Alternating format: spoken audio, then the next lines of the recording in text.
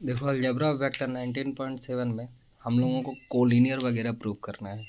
अब जैसे बोल रहा है सो दैट द पॉइंट 3 4 -5 16 5 1 आर कोलिनियर। तो हम एक स्ट्रेट लाइन बनाए, 3 पॉइंट बना दिए, ठीक है, ए बी और सी। हम पहले क्या करेंगे कि ए बी सी 3 पॉइंट है तो हम लोग ऑब्वियस है 3 वेक्टर निकाल सकते हैं, एक ए बी, एक बी सी और एक सी ए, 3 निकाल सकते हैं। हम पहले ए बी निकाले वेक्टर। ए बी का मतलब हो गया कि position of B vector minus position of A vector, ठीक है। ये कोऑर्डिनेट में दिया था, इसको वेक्टर फॉर्म में खाली हम सजा दिए, बी माइनस ए कर दिए, कैलकुलेट करके ए बी वेक्टर निकाल दिए। फिर हम पहले ए सी निकाल दिए, तुम बी सी भी निकाल सकते हो, ये तुम्हारा मन है।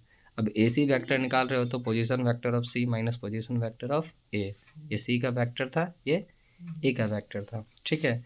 अब दोनों को ना थोड़ा प्रोडक्ट फॉर्म में लाने की कोशिश करो, क्योंकि कॉलिनियर का मतलब क्या होता है ना कि मान लो कि 2 वेक्टर है ए बी और एक वेक्टर है ए सी। एक वेक्टर दूसरे वेक्टर का कुछ ना कुछ प्रोडक्ट होना चाहिए, ठीक है। 2 टाइम्स हो, 3 टाइम्स हो, 4 टाइम्स हो, कुछ ना कुछ टाइम्स होना चाहिए। इसलिए कुछ ऐसे बोल सकते हो, A B vector is equal to के इंटू ए सी वैक्टर, या फिर A C vector is equal to के इंटू ए बी वैक्टर। इस तरीके कुछ ना कुछ रिलेशन अगर आ गया तो फिर कॉलिनियर प्रूफ है। हम यहाँ ए बी निकाले और ए सी निकाले, ठीक है।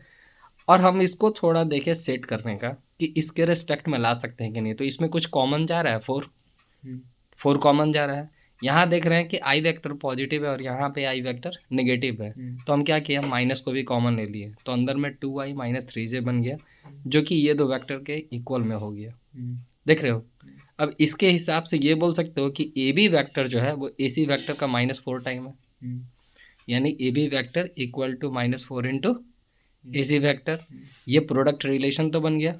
इसका मतलब है कि A B vector A C vector एक दूसरे के पैरेलल भी है और एक कॉलिनियर फॉर्म भी क्रिएट कर रहे हैं। किसी दो के बीच बनाना है, जैसे हम ए बी ए सी के बीच बना दिए, तुम ए बी बी सी के बीच बना दो, कॉलिनियर हो जाएगा।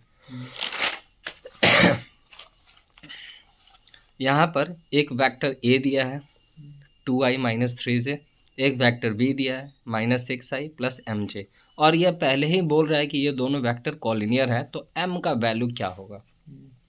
अभी हम लोग पढ़ें कि दो वेक्टर हैं और अगर एक दूसरे के अगर कॉलिनियर है तो उनके बीच कुछ ना कुछ प्रोडक्ट रिलेशन होता है।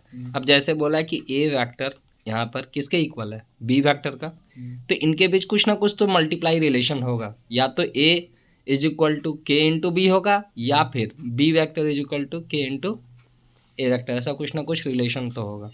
हम पहले दोनों वेक्टर को आमने सामने लेके आगे में एक ए की जगह अपने मन से एक्स डाल दिए, ठीक है। अब एक चीज़ देखो, हमको तो m का वैल्यू चाहिए, m किस में है, j में है ना।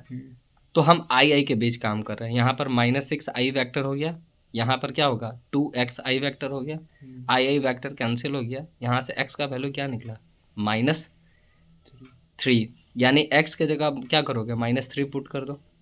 तो यहाँ पर j का रिलेशन क्या बनेगा, माइनस माइनस +3j बनेगा, ठीक है, +9j बनेगा।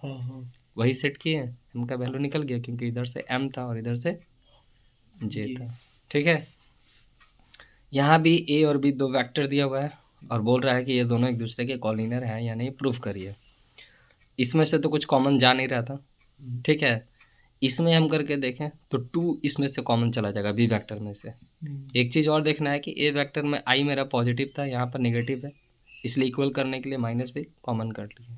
अब देखें कि ये ए और बी का वेक्टर यहाँ पर मैच कर गया। तो इस हिसाब से हम लोग क्या बोल सकते हैं कि बी वेक्टर जो है, ठीक है, वो -2 टाइम्स है किसका, ए वेक्टर का, इसलिए B vector is equal to -2 into A, यानी प्रोडक्ट रिलेशन तो बन गया। दैट मीन्स ए और बी एक दूसरे के पैरेलल भी है और कॉलिनियर भी है, ठीक है। यहाँ पर भी एक वेक्टर ए अपने मन से मान लिए जिसमें लैम्डा -10 और 3 दिया हुआ है, बी वेक्टर है 1 -1 3, सी वेक्टर है 3 5 3। ये पहले बोल चुका है कि भैया ये लोग कॉलिनियर हैं, ठीक है। कॉलिनियर हैं तो आप लैम्डा का वैल्यू निकालिए। अब मेरे पास 3 पॉइंट अभी हम लोग फर्स्ट क्वेश्चन में पढ़े थे, तो हम ए बी ए सी भी निकाल सकते हैं, ए बी बी सी भी निकाल सकते हैं। तो हम पहले क्वेश्चन की तरह ए बी वैक्टर और ए सी वैक्टर निकाल रहे हैं। ए बी वैक्टर निकालोगे तो position of B vector minus position of A vector, वो सजा दिए।